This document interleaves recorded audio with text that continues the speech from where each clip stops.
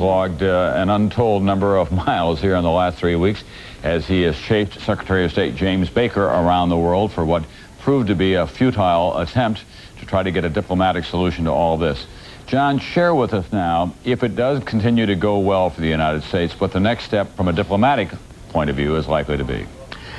Tom, I think that we're looking at a period of diplomatic inactivity, as a matter of fact. Secretary Baker, we're told, has gone home for the night. This is really not a diplomatic story right now. It's a Pentagon story and a White House story, but Secretary Baker spent the day today notifying ambassadors and foreign ministers of what was coming. Baker, as you know, just got back this past weekend from a trip to the Persian Gulf, and during that trip, the final decisions were made to go to war, and all Baker was doing today was simply notifying people that the United States was going ahead with that activity. As far as diplomatic activity coming up in the future, there is none right now. There are no diplomatic demands being made on Saddam Hussein. There will be a period of waiting here until we see how Saddam Hussein, in fact, responds to what has taken place. But I thought that President Bush gave us a clue as to what the diplomatic initiatives will be sometime in the future when he spoke tonight, and he said very significantly, our goal is not the conquest of Iraq, it is the liberation of Kuwait. That seemed to indicate that the United States will stop at some point south of the Iraqi border, that it will not go in and try to take over Baghdad and perhaps set up some sort of puppet regime there, that we will stop once Kuwait is finally clear. That would be good news in the Arab world, because the Arabs certainly do not want to see the United States come in and be some sort of occupying power. Tom? All right, thanks very much. John Dancy, who, as I say, has logged, I can't remember the number, is what, something like 50,000 miles as Secretary Baker went round and round in the Middle East, to Geneva, to Yemen, to Colombia to talk with members of the UN Security Force, and then back to Europe once again, returning home Monday of this week after stopping off in London and in Canada to brief American allies on what they can expect.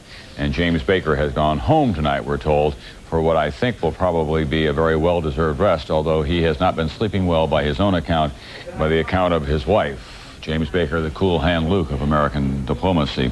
We want to go to Dennis Murphy now, who is in Amman, Jordan tonight. That is the country that is caught in the middle between Israel and Iraq. And as you talk to any expert on that part of the world, Dennis, the very obvious question is, who's the biggest loser? And King Hussein of Jordan is almost identified by everyone at the top of that list of the people who are now in peril politically. That's right, Tom. There's no question that King Hussein has been caught in a terrible bind right from the beginning. He is a close friend of Saddam Hussein. This country, 80% of its trade was with Iraq. Kuwait was its #2 export market. They have no oil here, and they're very dependent on the goodwill of their strong neighbor. Tom, if you'll listen with me, we're just now hearing the call of the imam, the call to prayers. It's the start of the Muslim day here. And you can hear it ringing out over this darkened city of Amman, and we've been watching the lights come on. Most of the people here, we suspect, do not know that there is a war in the Gulf right now. They have been watching, if they've been up, Israeli TV, which has carried, you can receive it on the TV antennas here, has had President Bush's remarks live, had Secretary Cheney's remarks. In about 5 hours, there is due to be a funeral here, Tom, of the 3 Palestinian leaders who were murdered in Tunis on Monday.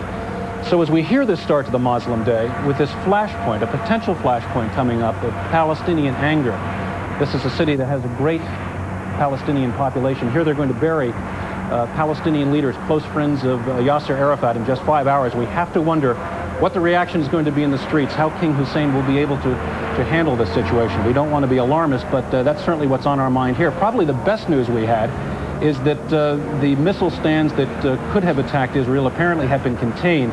The great fear here, of course, Tom, was that Israeli would be dragged into this with a direct attack from Iraq. That seems to be not the case, we hope right now, because Jordan did not want to become a battleground. But King Hussein, carefully nurturing long relations as the best friend of the Arabs to the west, and the country has been tugged towards more of a pan-Arab nationalism. There's radical fundamentalism here. He is in a very difficult place, and I think the West should show a great deal of concern and compassion for both King Hussein and the country of Jordan.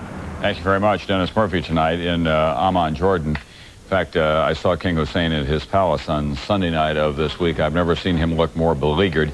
He is not a heroic figure, it is fair to say, in the part of the Bush administration, because in the early stages of the invasion of Kuwait, he sided so strongly with the goals and the wishes of Saddam Hussein, and when he came to this country, it was only after he expressed his kind of solidarity, I suppose you would describe it, with Saddam Hussein. So he is very much a man in the middle tonight, and there are many people who believe that he will not survive all of this. Let's go now to